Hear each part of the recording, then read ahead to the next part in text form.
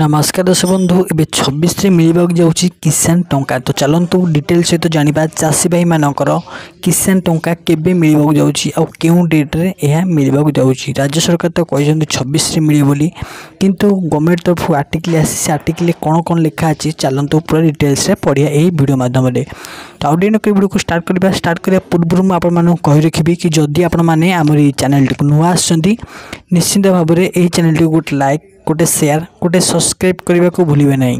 तो आपण तो जानते आगुरी सीएम किसान टंका प्रत्येक चाषी भाई मान अकाउंट को आसूला किंतु एबे ए मासर 26 तारिख भितर चाषी भाई मानकर किसान टंका आसवाक जाऊँगी जहाद्वारा कि जो चाषी भाई मैंने आगुरी सीएम किसान टंका पाउथिले एबे मध्य से चाषी भाई मैंने सीएम किसान टंका बहुत शीघ्र पाइबाकू जाउछंती। आ एक बहुत बड़ खबर राज्य सरकार आनछंती ना कोन ना चाषी भाई मानकर जेकोसी भी चाष जमी क्षय क्षति होउची ता भरण पोषण करिए बोली राज्य सरकार निष्पत्ति करछंती।